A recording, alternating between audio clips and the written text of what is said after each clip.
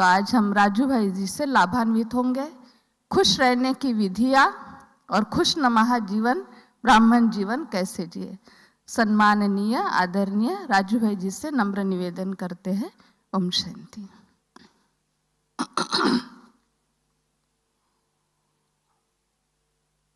ओम शांति। ओम शांति। हम सभी संगम युगी ब्राह्मण आत्माएं, जिनको डायरेक्ट शिव बाबा ने ब्रह्मा मुख से अडॉप्ट किया, ऐसी श्रेष्ठ जन्मधारी मर्जीवा जन्मधारी भाग्यवान आत्माएं पूरे कल्प में संगम युग पर ही होती हैं। ऐसी खुश नसीब खुशनुमा जीवन सारे कल्प में भी नहीं प्राप्त हो सकती, क्योंकि ये संगम का समय डायमंड एज है, हीरे तुल्य, हीरे समान। ये संगम का समय जब हम सब आत्माएं अपने प्राण प्यारे पिता परमात्मा से सन्मुख मिलन मना सकती हैं। हम सबको उनका सत्य परिचय है, उनके द्वारा जो हमें सत्य ज्ञान मिला है, उस सत्य ज्ञान के आधार से हमारी ऐसी श्रेष्ठ पवित्र चरित्रवान जीवन बनी है। परमात्मा की पालना, उनकी पढ़ाई, उनकी श्रेष्ठ मत, उसका भाग्य शायद कभी विचार किया हो, सारे कल्प में किसी भी आत्मा को प्राप्त नहीं हो सका, जो हम सब ब्राह्मण आत्माओं को डायरेक्ट प्राप्त है।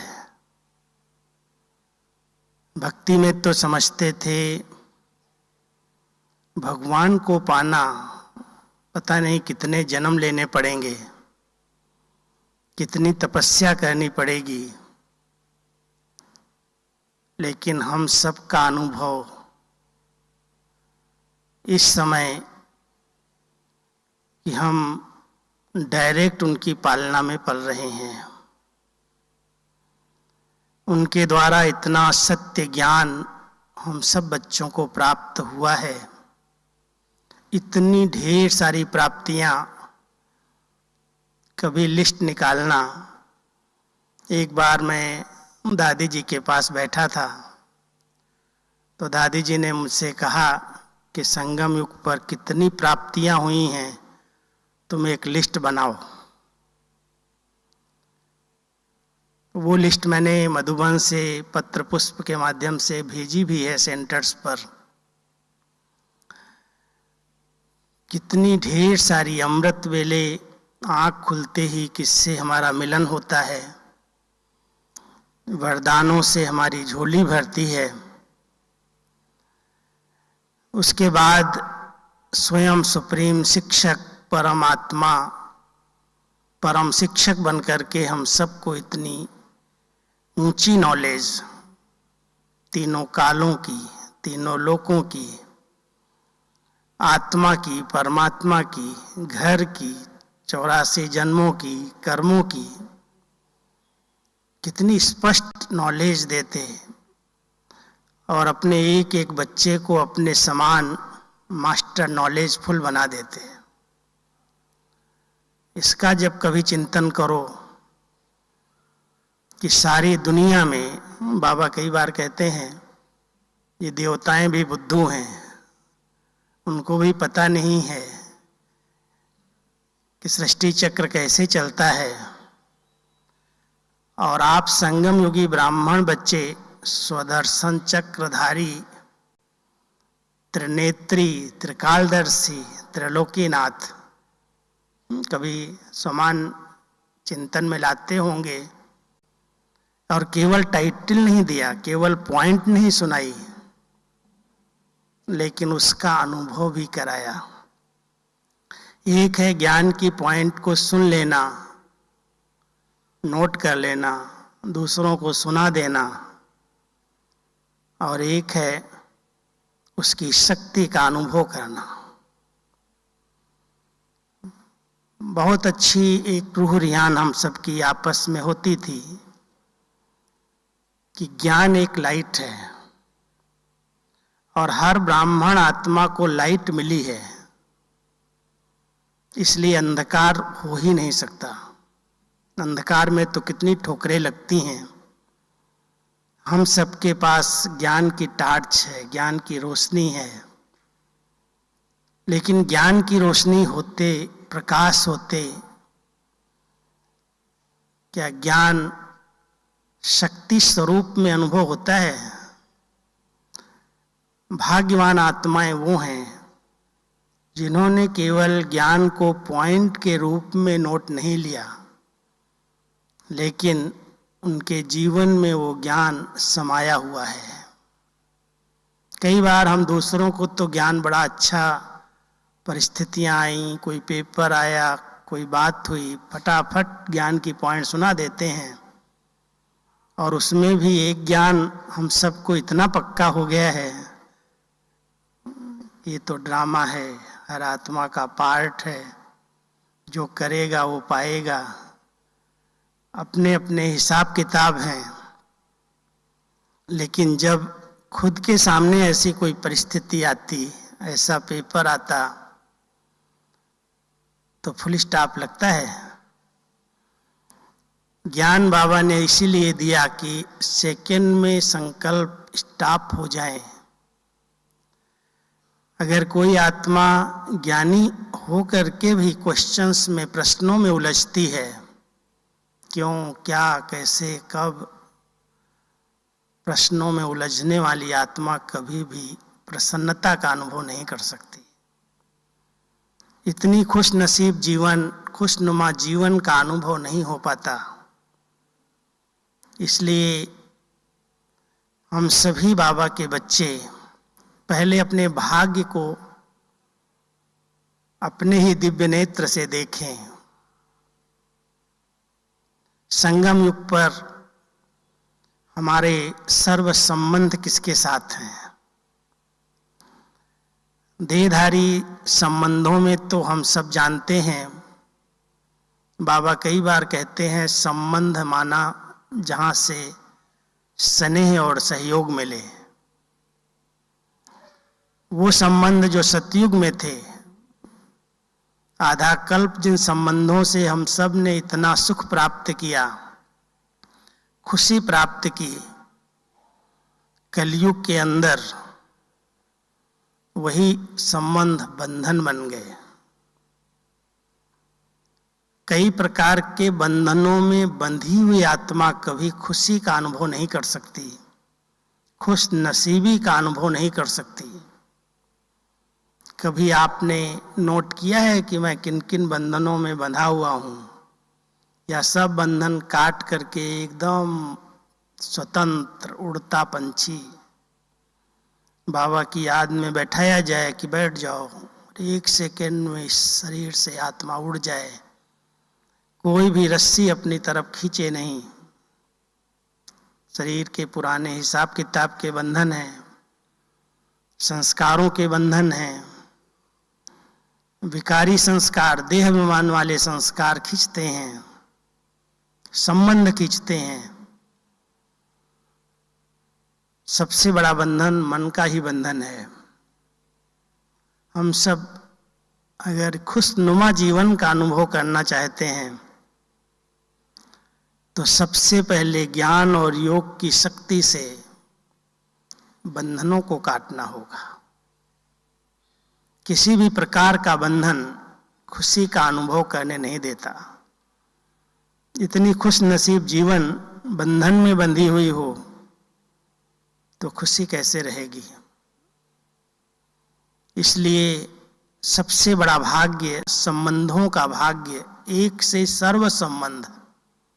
जिस संबंध की आवश्यकता है, सिर्फ उस संबंध में सच्चाई जरूरत है, सच्चाई की जरूरत है। सच्चे दिल से बाबा को हो तो बाबा हमारा बाप भी है, शिक्षक भी है, सतगुरु भी है, साजन का भी अनुभव कराता है, सखा का भी अनुभव कराता है, बच्चा भी बन जाता है। कभी सर्जन की जरूरत है तो सर्जन भी बन जाता है। हर संबंध से बाबा हमारा साथी साथ निभाता है।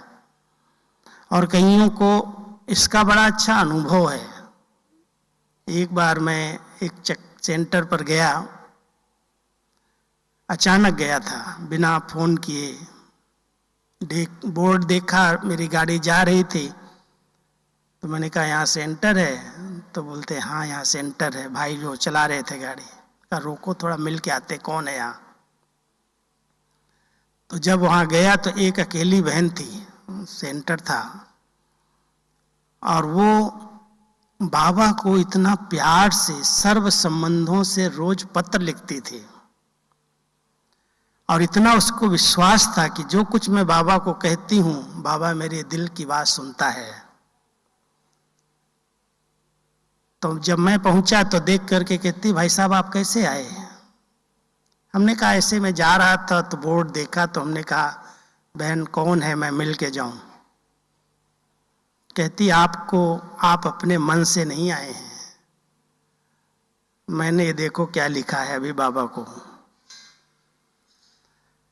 उसने पत्र लिखा था बाबा के कमरे में बैठ करके, बाबा बहुत दिन हो गए, मधुबन की भंडारी भर गई है, मधुबन में कुछ भेजा ही नहीं है, आप कोई को भेज दो, ये भंडारी ले जाए।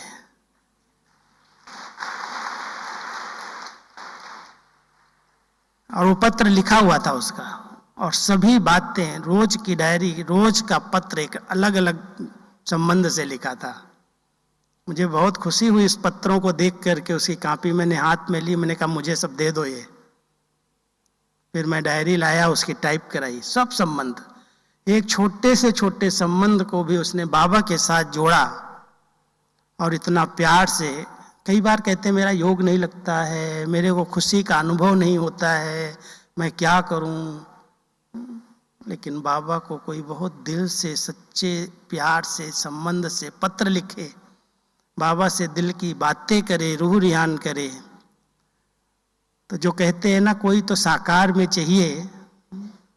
कई आत्माएं अभी तक भी बाबा को पहचान नहीं पाई हैं। वो जो है, जैसा है, जिस रूप में अपने बच्चों को संगम पर मिला है, बाबा तो कह देता है मैं बच्चों का सर्वेंट हूँ, ओबीडियंट हूँ, मैं बच्चों की सेवा के लिए संगम पर आया हूँ।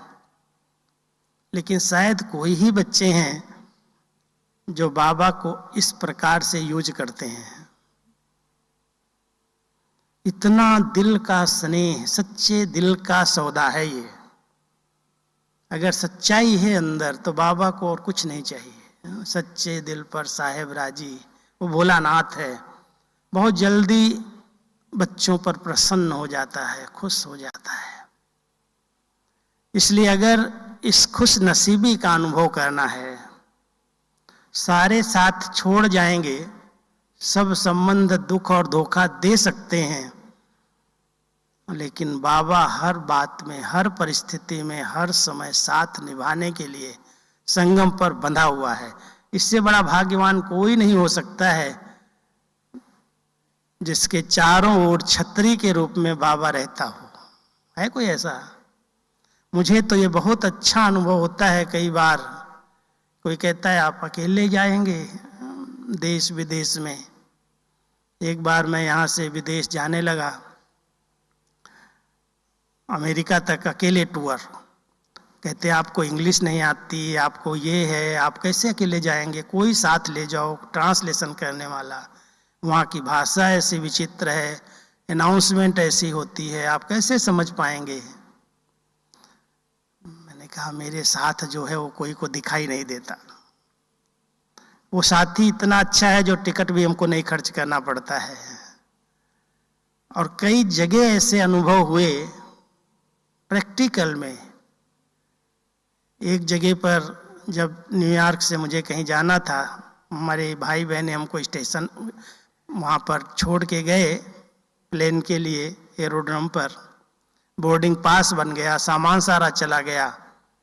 जब अंदर गया तो कहते हैं ये फ्लाइट तो 12 घंटे लेट है। अब मैं बैठा हुआ, वो सब चले गए जो मेरे को छोड़ने आए थे। मैंने उनसे नंबर भी नहीं लिया था, सामान भी चला गया और मैं अकेले बैठा हूँ। ऐसे 12 घंटा यहाँ बैठना पड़ेगा। न मैं खाना लेके आया हूँ, न मैं कोई चीज़ है, न कुछ। बाबा को ऐसे प्यार से याद कर रहा था, बाबा अभी देखें कैसे मुझे आप पहुँचाएंगे, किस प्लेन से पहुँचाएंगे। इतने अच्छे अनुभव हुए। 10-15 मिनट के बाद ही सामने जहाँ जाता था उसका फोन आया, और मेरे पास नहीं आया, वहाँ के अधिकारियों के पास आया कि एक भाई सफ़ेद ड्रेस में वहाँ बैठा होगा, ये नाम है उसका बोर्डिंग पास बन गया है शायद, उससे मेरी बात करा दो। अब वो ढूंढते हुए मेरे पास आया। जब मैंने बात की, बताया कि ये कह रहे हैं 12 घंटे लेट है, तो कहता आप कोई फिक्र नहीं करना, मैं अभी कोई रास्ता निकालता हूँ, आप दूसरे प्लेन से आ जाना और दूसरी जगह पर आपको हम पहुँचा देंगे, वहाँ हम रिसीव कर लेंगे। अब मैं अकेला, कोई सामान नहीं, कुछ नहीं, एक छोटा थैला हाथ में था। मैं बैठ गया दूसरी फ्लाइट में। कहाँ जाएगी मुझे पता नहीं। जहाँ मैं उतरा वहाँ पर कोई एड्रेस नहीं था, कोई भी सेंटर नहीं था, और मैं अकेले वहाँ बैठा था जब तक दूसरी फ्लाइट वहाँ से वहाँ की मिले। एक भाई दौड़ करके आया एरोड्रम पर, बहुत खाली खाली सुनसान फ्लाइट, वो एरोड्रम था पूरा। तो आया दौड़ के, कहता है आप आबू से आए हैं?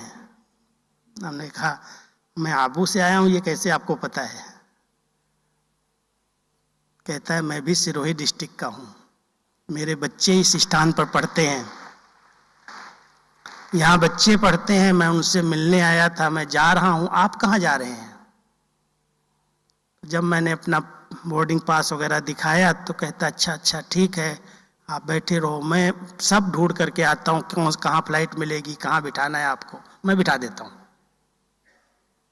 मैंने कहा बाबा तू कहाँ से कहाँ मदद करने के लिए किसको भेज देता है? मैंने किसी को नहीं कहा और कभी डरा नहीं, निश्चिंत होकर के बाबा के साथ का अनुभव। ऐसी खुशनसीबी संगम पर कई बार बाबा ने देश विदेश में अनुभव कराई है। साथी तो सच्चा बाबा ही है जो कहीं पर भी मदद के लिए आ जाता है, लेकिन सच्चाई बहुत जरूरत है, ध्यान देना। कहीं भी कोई देहधारी की तरफ ध्यान गया कि अगर वो भाई होता, वो बहन होती, वो मदद कर देते, वो साथ दे देते, तो बाबा फिर साक्षी हो जाता है, साथ नहीं निभाता। फिर कहता देखें उसकी पहले मदद ले ले। तो हम सब इतने खुश नसीब हैं जो संगम युग पर बाबा के साथ का हर पल अनुभव करते हैं। और संबंध भी देखो, संबंध के साथ संपर्क कैसा है, जो किसी भी कोने में चले जाओ, हर स्थान पर अपने बाबा के बच्चे, अपने भाई बहने रहते हैं, हर स्थान पर बाबा के घर हैं। ऐसा संपर्क तो दुनिया में मैं समझता हूं किसी का भी नहीं होगा। जो किसी भी कोने में कहीं भी चले जाओ, बाबा अपने बच्चों को कहीं न कहीं किसी न किसी स्थान पर रिसीव कर लेता है करके। पूरे विश्व के अंदर सब जगह बाबा ने ऐसे घुमाया और बड़े अच्छे अच्छे ऐसे अनुभव कराए। संपर्क किसके साथ है? अरे बीज को पकड़ा है, वृक्ष तो हमारा ही है, ध्यान रहता है, बीज हमारा है, और जिसके हाथ में बीज है वृक्ष कहाँ जाएगा? ये पूरे मानव सृष्टि का वृक्ष, उसका बीज रूप बाबा मेरा बाबा है, रहता है नशा। उस नशे से देखो कितनी खुश नसीब आत्माएं हो हम ब्राह्मण आत्माएं, जो डायरेक्ट बीज रूप बाबा के साथ हमारा संबंध है। और जिसने बीज रूप बाबा को सच्चा संबंधी बनाया है, माया का बीज अपने आप खत्म हो जाएगा। उससे युद्ध करने की जरूरत नहीं है, मेहनत नहीं है। बाबा कई बार कहते हैं, अगर मेरे बच्चे जिन्होंने द्वापर से लेकर के इतनी मेहनत की, कितना भटके हैं, कहाँ कहाँ गए हैं, कितना सब कुछ खर्च कर दिया। साकार बाबा की मुरली में कभी कभी आता है, अरे बच्चे मैंने तुमको इतना धनवान बनाया, इतना संपत्ति दी, हीरे जवाहरात के महल दिए, तुम कैसे बन गए, कहाँ गंवा दिया सब कुछ। बाबा पूछता है ना कभी कभी बच्चों से, तुम्हारी शकल अकल कैसी थी और क्या बना दिया माया ने तुमको। सचमुच बाबा ने हम सबको जो बनाया है, अभी संगम युग पर उसका भी अनुभव करो। ऐसी श्रेष्ठ जीवन, इतनी अखुट संपत्ति। दादी जी का स्लोगन क्या रहा था? सफेद कपड़े, खीसा खाली और मैं विश्व की मालिक। ऐसी हमारी जानकी दादी का स्लोगन हम सब सुनते आए हैं, और वही नशा उनको था। कुछ नहीं रहा है हाथ में, लेकिन पूरे विश्व में कहीं भी चले जाओ सब कुछ है। मैं जब जाने लगा तो हमारे रमेश भाई जी यहाँ मधुबन में थे, तो कहते हैं पता है आपको, अगर आपके हाथ में, आपके पासपोर्ट में डॉलर नहीं होंगे तो आपको सिटी के अंदर घुसने नहीं देंगे। तो हमने कहा ठीक है भाई साहब, हम तो डॉलर रखते नहीं, आप दे दो हमको। उन्होंने मुझे $2000 दिए और दिया, और उसमें लिखवाया भाई इनके साथ इतना पैसा है। मैं वो पैसा लेकर के डॉलर लेके गया। शायद एक स्थान पर मुझे वो ट्राली का $3 देना पड़ा, और उसकी जगह पर कितना सारा साथ में और आ गया। कोई खर्चा नहीं, सब जगह बाबा के बच्चे हैं, रिसीव करते हैं, ले जाते हैं, बिठाते हैं, खिलाते हैं, घुमाते हैं। इतना सुंदर परिवार, निस्वार्थ भाव, कोई हमारा स्वार्थ नहीं, कोई लेना देना नहीं, हम उनको क्या दे रहे हैं। लेकिन ऐसा सच्चा प्यारा परिवार संगम पर बच्चों को प्राप्त होता है, और ब्राह्मण बच्चों को प्राप्त होता है। सारे कल्प में किसी को नहीं मिलता है। किसी को, कोई को मिले तो ढूंढ करके आ जाओ। बाबा कहता ढूंढ के आओ दुनिया में। आज एक कोई बीमार पड़ता है, एक को कोई तकलीफ होती है, सैकड़ों फोन आ जाते हैं, कहाँ है, क्या हुआ है, कैसे हुआ है। इतना पूछने वाले, इतना ध्यान रखने वाले, हर बात में साथ देने वाले, सहयोग देने वाले, निस्वार्थ परिवार। क्या स्वार्थ है किसी का, क्या लेना देना है हमारा। लेकिन बाबा कहता है संगम पर वही बच्चे आपस में मिले हो। कौन मिले हो? जो सारे कल्प में कहीं न कहीं किसी न किसी संबंध में आए हो। ये परिवार कौन सा है? आप सब क्यों यहाँ इकट्ठे हुए हो? जरूर सतयुग से लेकर के पूरे कल्प में कहीं न कहीं हमारे संबंध रहे हैं। वो ज्ञान नहीं होगा, वो समझ नहीं होगी उस समय कि हम एक परिवार के, एक ईश्वरीय परिवार के बने थे। तब इतना बड़ा दैवी परिवार पूरे कल्प में साथ रहा है। कहीं न कहीं किसी न रूप में, किसी न किसी रूप में हम साथी बन करके रहे हैं। लेकिन कई ब्राह्मण आत्माएं इस नशे को, इस खुशी को अनुभव नहीं कर पाती, इस खुश नसीब जीवन का अनुभव नहीं कर पाती। आप सब ध्यान देना इस पर। जब तक खुशी का अनुभव नहीं है तब तक योग नहीं लगेगा। मैं हमेशा कहता हूं, योग के 3 आधार हैं। एक बहुत हल्कापन, बहुत हल्का, किसी भी प्रकार का बोझ लेने वाला योगी नहीं बन सकता। किसी भी प्रकार का बोझ हो, चाहे संबंधों का हो, चाहे संस्कारों का हो, चाहे जवाबदारियों का हो। लौकिक अलौकिक जवाबदारियां बहुत सारी हैं। बेचारा बोझ के नीचे दबा हुआ है। योगियों का आसन क्या है? योगियों का आसन कमल आसन है, कमल का फूल है। अब फूल पर कोई योगी बैठ करके आसन लगा के योग करेगा क्या? ये न्यारे प्यारे की निशानी है, निर्लिप्त भाव की निशानी है कि परिवार में रहो, समाज में रहो, सबके बीच में रहो, लेकिन पानी की छींटे न लगें, विकारों के छींटे न लगें। ऐसा सुंदर बाबा ने हमें तपस्वी जीवन दी है, जो हम बहुत डबल लाइट हल्के होकर के बाबा को याद करते हैं।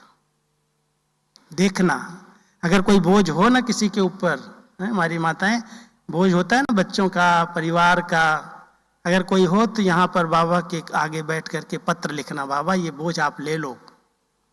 बाबा बोझ लेने के लिए आया है, उतारने के लिए आया है, इसलिए बिल्कुल हल्के हो जाओ। देखो उड़ने लगोगे अपने आप। वो कहते हैं वो योगी कई होते थे जो बैठे बैठे ऐसे ऊपर उठ जाते थे। हम कहते हैं शरीर से ऊपर उठने की बात नहीं है, बुद्धि से हम ऊपर उड़ जाते हैं। इस संसार से हम पार चले जाते हैं। लेकिन पार तो वही जा सकते हैं जिसके ऊपर कोई भी चिंतन, व्यर्थ चिंतन का बोझ नहीं है, कोई हिसाब किताब का बोझ नहीं है। बहुत हल्के बन जाओ। दूसरा, जितना आंतरिक नशा है, खुशी है, उतना योग सहज है।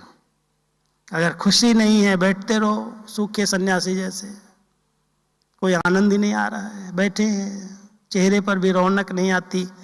थोड़ी देर बाबा बाबा करते हैं, फिर सोने लगते हैं। इसलिए ध्यान देना, खुशी के संकल्प करो, प्राप्तियों को याद करो।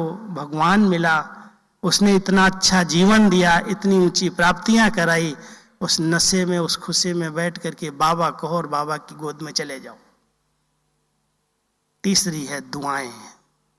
हर ब्राह्मण आत्मा को ध्यान रखना है, अगर जरा भी कोई आत्मा मुझे सूक्ष्म रूप में भी बद्दुआ दे रही है, खुशी नहीं रहेगी, खुशी को छीन ले जाएगा। इसलिए सब बहुत ध्यान देना। ये शब्द तो भक्ति का है, आशीर्वाद, दुआएं। बाबा कई बार कहता मैं नहीं करता हूं, लेकिन उसकी दुआओं के बिना मेरा बेड़ा पार नहीं होगा। सबसे पहले माँ बाप की दुआएं मिले। कहते हैं ले लो दुआएं माता पिता की, माँ बाप की तो सिर से उतर जाएगी गठरी पाप की। लेते हो सभी दुआएं? माता पिता की, शिव बाबा की, ब्रह्मा बाबा की, ज्ञान सूर्य बाबा की, ज्ञान चंद्रमा माँ की दुआएं मिले। बस बाबा मैं आपका सपूत बच्चा बन के रहूं, मैं आपका आज्ञाकारी बच्चा बन के रहूं। जरा भी किसी ने श्रीमत में मनमत मिक्स कर दी, उसको बाबा की दुआएं नहीं मिलेंगी।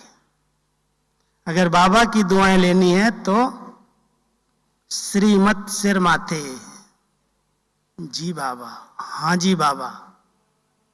हमारी माँ ने, मम्मा ने इसी तरह से बाबा की दुआएं लेकर के नंबर 1 ले लिया। दादियों ने ऐसे ही बाबा की दिल को जीत लिया, सिर्फ हाँ जी, कभी क्वेश्चन नहीं किया। तो हम सब माता पिता की दुआएं लें। अपने निमित्त जो बड़े हैं, जिन्होंने हमें इतना योग्य योगी बनाया है, जिन्होंने हमें हमारे में इतना विश्वास रखा है, ऐसे निमित्त आत्माओं की दुआएं लें। अपने हमजिन्स साथियों की दुआएं लें। उनको साथ दे करके, सहयोग दे करके, उनके समय पर कोई चीज की आवश्यकता है उसकी पूर्ति करके, उनको आगे बढ़ा करके, अपने से भी ऊंचा उठा करके उनकी दुआएं ले लें। आत्मा एकदम प्रफुल्लित हो जाएगी, खुश नसीबी का अनुभव करेगी। लेकिन अगर कोई भी किसी भी कारण से असंतुष्ट हो गया, नाराज हो गया, वैसे तो बाबा कहता नाराज होने वाला राज को नहीं जानता। राजी तो वही रह सकता है जो ड्रामा के हर राज को जानता है। लेकिन मेरी किसी एक्टिविटी के कारण कोई नाराज हो गया, अपसेट हो गया, वो बद्दुआएं देगा। इसलिए अगर सचमुच खुशनसीबी का अनुभव करना, खुशनुमा जीवन बनानी है, तो बाबा कहता है बच्चे संतुष्ट रहो, संतुष्ट करो। संतुष्टता सबसे बड़ा गुण है। संतुष्ट आत्माएं किसी से भेंट नहीं करती, ईर्ष्या नहीं करती। संतुष्टता ये नहीं है कि मैं खाली हूं और कहूं मैं संतुष्ट हूं। मैं हर शक्ति से, हर गुण से, हर नियम मर्यादा में एक्यूरेट चलते हुए भरपूर हूं, तृप्त हूं, तब संतुष्ट हूं। और मैं संतुष्ट हूं तो मेरे साथ जो संपर्क संबंध में आए वो संतुष्ट रहे, संतुष्ट हो जाए, उसकी दुआएं मिल जाएंगी। और ऐसी दुआ लेने वाली खुश नसीब आत्मा बाबा के साथ का बहुत अच्छा अनुभव करती है। योग लगाने के उसको कोई मेहनत नहीं करनी पड़ती। आप सब अपनी अखुट संपत्ति को देखो। दो बातें आती हैं, कहते हैं सदा खुश नसीबी का अनुभव वो कर सकते हैं जिनको अच्छी खुराक मिलती है, जिनके पास अखुट खजाना है।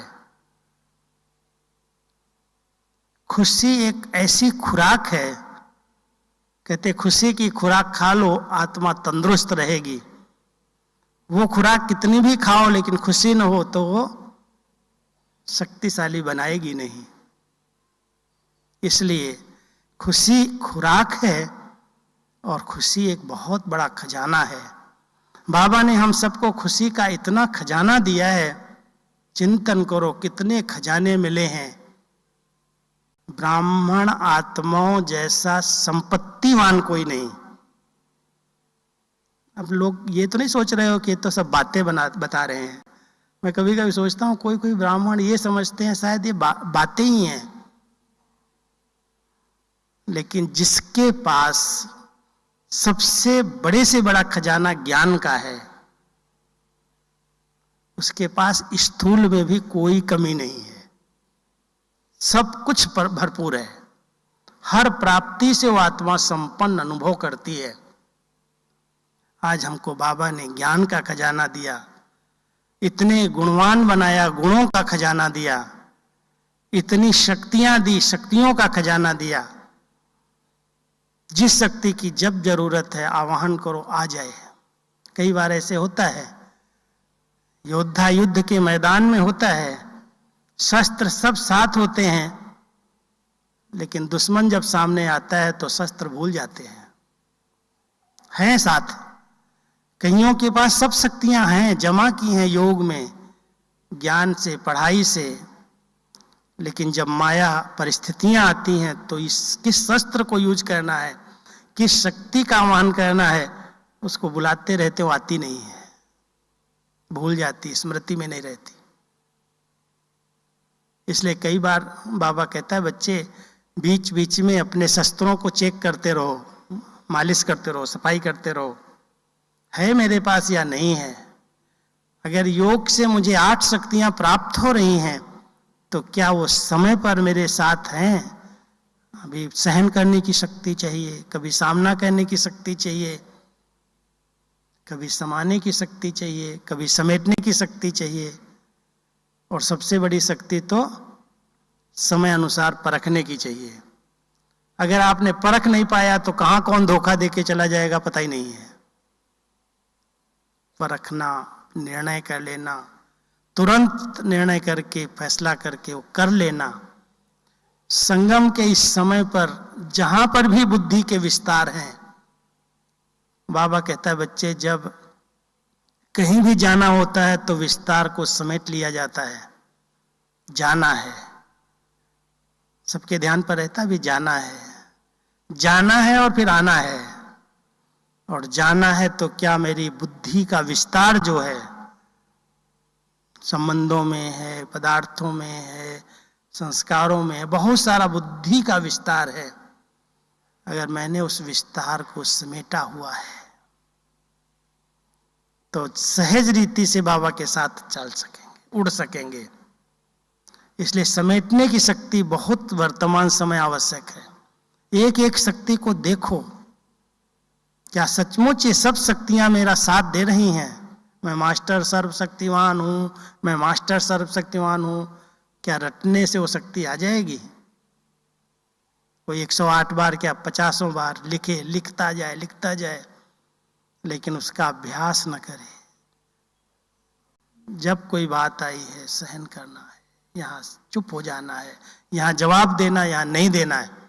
जितने टकराव होते हैं, खुशी का एक गुम होने का एक मूल कारण, खुशी गुम होने का एक मूल कारण है आपस में एक दूसरे को पहचानते नहीं और तुरंत जवाब देकर के टकराव की स्थिति बनाते।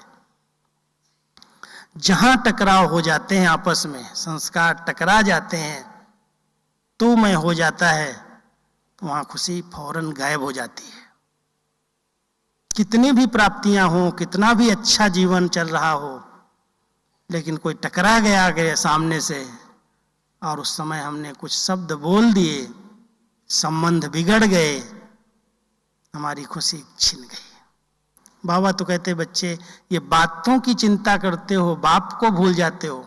जहां बातें हैं वहां बाबा नहीं है, और जहां बाबा है वहां ये बातें नहीं है। लेकिन अधिकतर ब्राह्मण आत्माओं की खुशी बातों के कारण खत्म हो रही है। ऐसी बात थी, इसने ऐसे बोल दिया, ये तो कहना नहीं सुनती है, सुनता है, मुझे कहना पड़ता है, बोलना पड़ता है, और बोल दिया, संबंध बिगड़ गए, टकराव हो गया। जब आता है मूड खराब, उसको देखते ही मूड खराब, खुशी गायब। हम सब खुशनुमा खुश नसीब बच्चे हैं, इसलिए बहुत सम्मानजनक बोल। मैं हमेशा कहता हूँ योगी वो हैं, सिर्फ योग लगाने वाले नहीं, लेकिन योगी वो हैं जो शीतल काया वाले हैं। हर एक ब्राह्मण बच्चे को चेक करना चाहिए, क्या मैं बाबा के साथ योग लगा करके, एक तरफ ज्ञान सूर्य बाबा सत्यता की अथॉरिटी, और दूसरी ओर चंद्रमा माँ शीतलता की अथॉरिटी, हमारा कनेक्शन दोनों से। बाप दादा को हम याद करते, एक को नहीं याद करते। अब बाप दादा की याद करने वाली आत्माएं क्या इस बैलेंस से चलती हैं? सत्यता भी है, कहते हैं सच तो बिठो नच। खुशी में वो रह सकता है जो सच्चा है अंदर से, लेकिन कई सच्चे जो होते हैं उस सच्चाई को ऐसे प्रकट करते हैं तो जो टकराव पैदा कर देते हैं। बाबा कई बार कहते हैं उस सच्चाई में शीतलता चाहिए, स्नेह चाहिए, सभ्यता चाहिए। अगर सभ्यता नहीं है तो सत्यता वो सत्यता नहीं रहती। इसलिए योगी वो है जो सत्य है लेकिन शीतल है, उत्तेजनाएं नहीं है। मैं सच्चा हूं इसलिए मुझे तो सहन नहीं होता, ये गलत करता है, ये झूठ बोलता है, ये ऐसे करता है, ये मर्यादा का उल्लंघन करता। कई लोग ऐसे सोच सोच करके सत्यता होते हुए भी असत्य हो जाते, झूठे हो जाते। कोई उनको मानता ही नहीं, उनकी सुनता ही नहीं, फिर डिस्टर्ब होते हैं, फिर कभी खुशी का अनुभव नहीं कर पाते।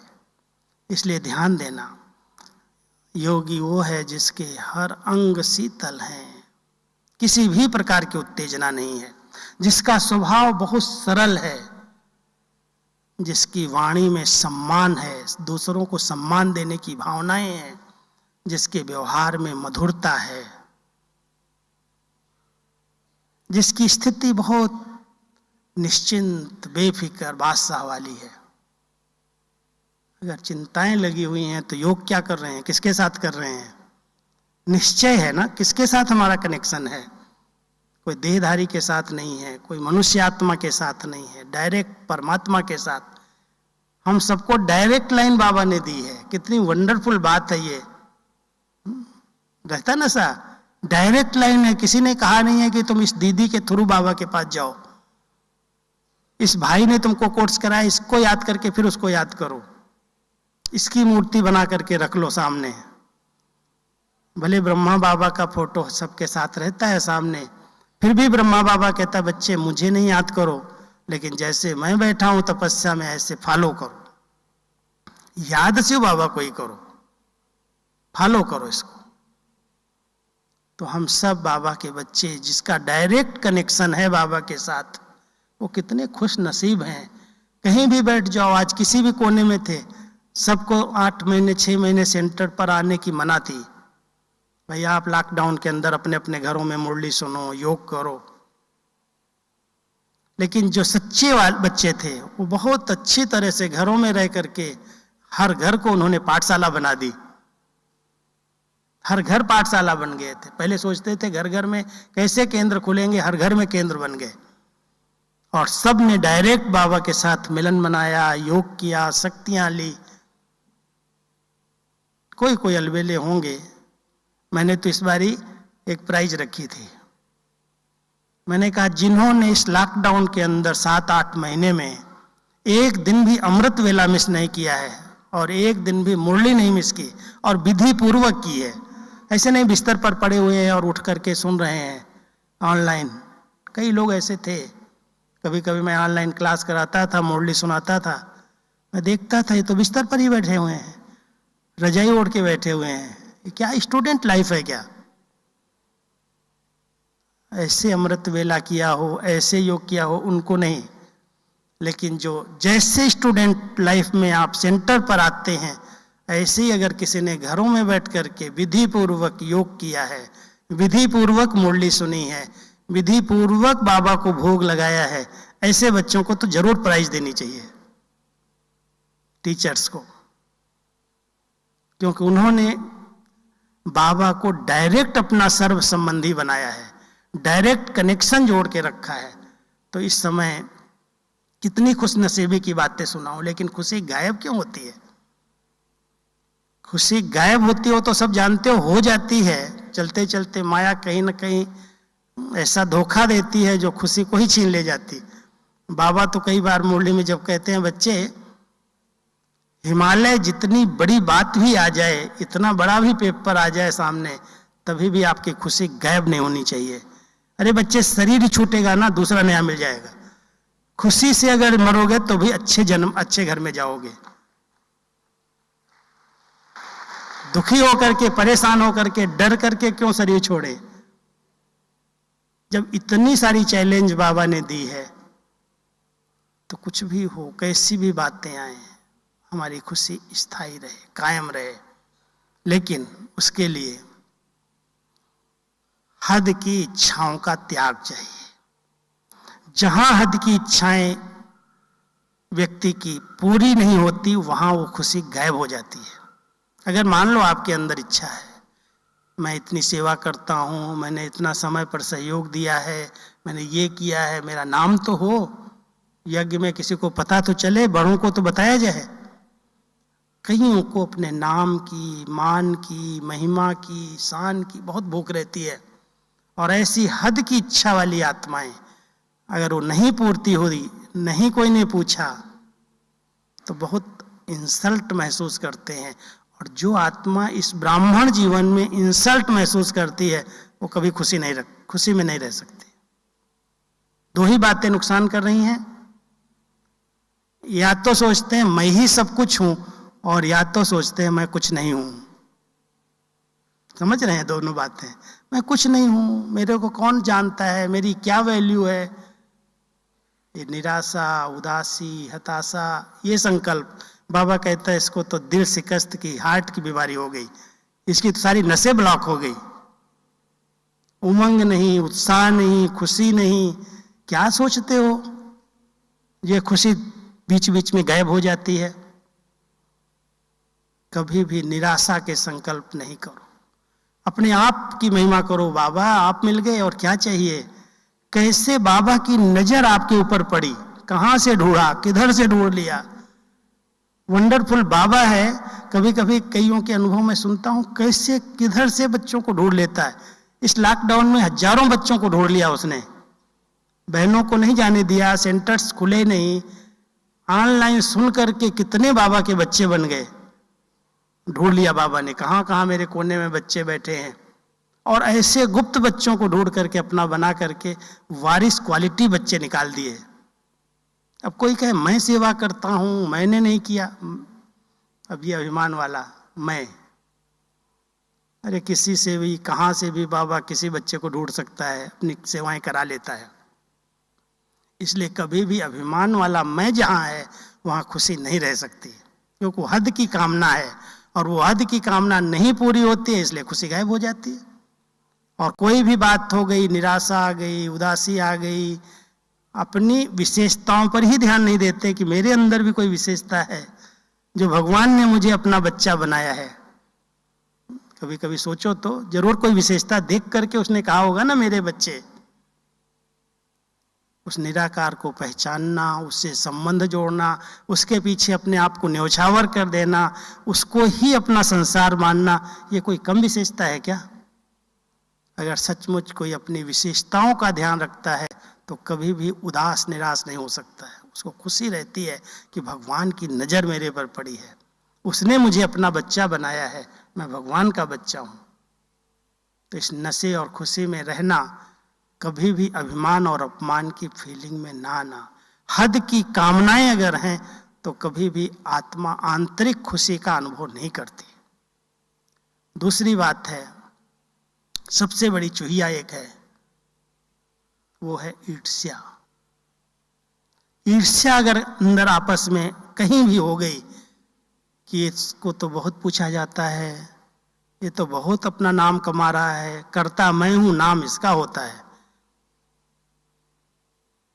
कहीं न कहीं उसके बारे में कुछ न कुछ उल्टा बोलना, इधर उधर सुनाना, अगर उसकी कोई प्रशंसा कर दे, देखो इसको कोई पहचानता थोड़ी है। ईर्ष्या जहां पैदा हो जाती है वहां कई प्रकार के विघ्न पैदा होते हैं। और अगर बार बार विघ्न आए, मान लो कोई धागा बार बार टूटे और जोड़ा जाए, वो मजबूत रहेगा क्या?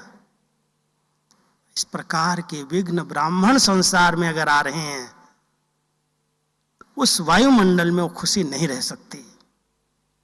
इसलिए हर एक ब्राह्मण आत्मा को अपनी प्राप्तियों से अपने आप को खुश रखना है। बाबा आपने मुझे बहुत कुछ दिया है, जो मुझे दिया है वो कोई को संसार में नहीं दिया, मैं भेंट क्यों करूं, इसके पास इतना है। मुझे जो योग्यताएं दी हैं बाबा आपकी प्रभु देन मुझे प्राप्त हुई है, मैं उस पर चिंतन करूं, उस नशे खुशी में रहूं। मैं किसी से भेंट करके उसकी खुशी को छीन करके कहाँ खुश रह सकता हूं। इसलिए ईर्ष्या, द्वेष, नफरत, घृणा, ये सब खुशी गायब करने के कारण बनते हैं। बाबा इनसे बच्चों कहता, बच्चे उपराम हो जाओ, न्यारे हो जाओ। साथ साथ जो टकराव की स्थिति बताई, कहीं पर भी अगर हमारे शब्दों के आधार से, बोल के कारण, हमारे किसी एक संस्कार के कारण संगठन में टकराव की स्थिति पैदा होती है, जहां टकराव होते हैं वहां पर खुशी गायब हो जाती है, नहीं रह सकती। जहां पर किसी भी प्रकार का रायल मांग है, डिमांड है, वहां खुशी नहीं रह सकती। जहां पर किसी भी प्रकार की परतंत्रता है, वहां खुशी नहीं रह सकती। आप सब चिंतन करें, अगर हमने ज्ञान के एक एक रहस्य को नहीं समझा, राज को नहीं समझा, तो हम खुश नहीं रह सकते। अगर हमारे मन में अनेक प्रकार के प्रश्न उठते रहते हैं, क्यों हुआ, कैसे हुआ, ऐसा कैसे हो रहा है, तो हम खुश नहीं रह सकते। अब खुश रहने के लिए अपने स्वमान में रहो, अपनी घोड़ तो नशा चढ़े, सच्चे रहो, बहुत सच्चे। बाबा की हम सच्चे बच्चे हैं। जहाँ सत्यता है वहाँ पर खुशी सदा कायम रहती है। संतुष्ट रहना है, सबकी दुआएं लेनी है और अपने ऊंचे स्वमान में स्थित होकर के स्वराज्य अधिकारी बनकर रहना है। कर्म इंद्रियों की अधीनता हमारी खुशी को छीन ले जाती है, और जो कर्म इंद्रियों के मालिक हैं वो सदा खुश नसीब हैं, खुश नुमा हैं। तो हम सब बाबा के बच्चे संगम पर इस खुशी का अनुभव करते एकदम उड़ते रहें, उड़ाते रहें, कभी भी गम का नाम निशान न रहे। इसलिए बाबा कई बार कहते हैं ना, आप बच्चे मेरे हो बेगमपुर के वासा, कोई गम नहीं, कोई चिंता नहीं। जैसे हमारे बाबा ने, हमारी दादियों ने इतना ऐसी श्रेष्ठ खुशनुमा जीवन जी, कभी भी कोई चीज की परवाह नहीं की, बेपरवाह वासा। सिर्फ परवाह थी तो एक ही चीज की थी कि कहीं भी मर्यादा का उल्लंघन न हो। अगर किसी ने भी मर्यादा की लकीर का उल्लंघन किया तो उसका हाल कैसा होगा, जैसे सीता जी का हुआ था। कहानी बनाई गई है, बहुत वंडरफुल कहानी। जिद्द का संस्कार, सिद्ध करने का संस्कार, परखने की शक्ति की कमी, कई बातें शोक वाटिका में ले जाती हैं। मर्यादा की लकीर का रिंचक भी उल्लंघन किया आत्मा ने तो वो कभी खुशी में नहीं रह सकती। इसलिए ईश्वरीय मर्यादाओं को अच्छी तरह से समझना, नहीं समझ में आता है तो मुरली के द्वारा मर्यादाओं को अपने पास नोट करके रखना। बहुत सारी मर्यादाएं बाबा ने बताई हैं। ब्राह्मण जीवन की मर्यादाएं हमारी शोभाएं, हमारा श्रृंगार हैं। जो मर्यादा की लकीर को दृढ़ता से पालन करते हैं वो कभी भी शोक का, दुख का, गम का अनुभव नहीं करते। और जहाँ भी उल्लंघन हुआ वहाँ पर उसको बस भले बाबा बाबा करता रहे, लेकिन अंदर अंदर दुख की, पीड़ा की अनुभूति जरूर होगी। वो बाबा से बिछुड़ जाएगा, बाबा से संबंध टूट जाएगा। इसलिए हम सब बाबा के बच्चे ईश्वरीय नियम और मर्यादाओं में चलते ज्ञान का सुमिरन करो। कैसे ज्ञान का सुमिरन करना? जैसे दिखाते हैं ना, विष्णु जी कहाँ लेटे हैं? क्षीर सागर में शेष सैया को आसन बनाया हुआ है, पैर पर पैर चढ़ा के ज्ञान का मंथन कर रहे हैं, मनन कर रहे हैं, सुमिरन कर रहे हैं। ये है हमारे खुशी का चित्र। सांप की सैया, विषैले सांप है सारे वातावरण में, चारों तरफ से विकारों का साम्राज्य है, और उसके बीच में क्षीर का सागर नहीं है तो विषय सागर, विष का सागर है। उसके बीच में रहते हुए हम ज्ञान का सुमिरन करें, स्व का चिंतन करें, प्रभु का चिंतन करें, आत्मा खुश नसीबी का अनुभव करती है। और व्यर्थ का चिंतन अगर कर लिया, वो सुमिरन चलने लगा, नेगेटिव बातें देख लिया तो खुशी गायब हो जाएगी। इसलिए हम सब संगम के खुश नसीब बच्चे हैं, खुश नुमा हैं, खुश किस्मत हैं, जो बाबा ने हमारी ऐसी ऊंची किस्मत बनाई है, तकदीर बनाई है। अब सिर्फ ध्यान देना। बाबा कहता 2 चौकीदार जिसके पास है ना, उसकी खुशी कभी गायब नहीं होगी। कोई चोर उसकी खुशी लूट नहीं सकता। वो दोनों चौकीदार हैं, एक अटेंशन और एक चेकिंग। बार बार अटेंशन रखो कि मैं ब्राह्मण कुलभूषण हूं, ये मेरा नया जन्म है, मेरा अलौकिक जन्म है, मैं शूद्रपन से निकल आया, ये दुख धाम को छोड़ दिया, अब संगमवासी हूं मैं। अटेंशन। और अगर कोई ऐसे संकल्प आते भी हैं, स्वप्न आते हैं, संकल्प आते हैं, चिंतन चलता है, तो चेक करो, लेकिन चेक करके निराश नहीं हो जाना, चेंज कर दो। चेक करो, चेंज करो। तो अगर ऐसी चेकिंग चल रही है, अटेंशन सदा रहता है, तो ये दोनों चौकीदार हमारी खुशी को गायब होने नहीं देंगे। इसलिए सभी बाबा के बच्चे खुश नसीब हो, खुश किस्मत हो, एक बाबा के प्यार में खोए रहो, मस्ती का अनुभव करो। कभी कभी कहो वाह मेरा भाग्य, वाह मेरे जैसा कोई नहीं है। ऐसे नशा रहता है, बड़े चुप हो के शांति से सुन रहे हैं सब। रहता है तो जोरदार ताली बजाओ अपने लिए।